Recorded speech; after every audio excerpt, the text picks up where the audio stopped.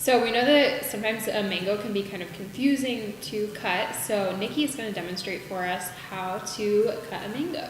And make it look pretty.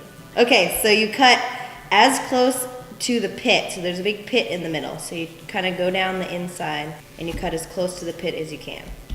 And then we'll flip it over and do the same thing with the other side. Because the pit's kind of wide and flat. On the inside, you don't want to cut through the skin, so you gotta be soft with it.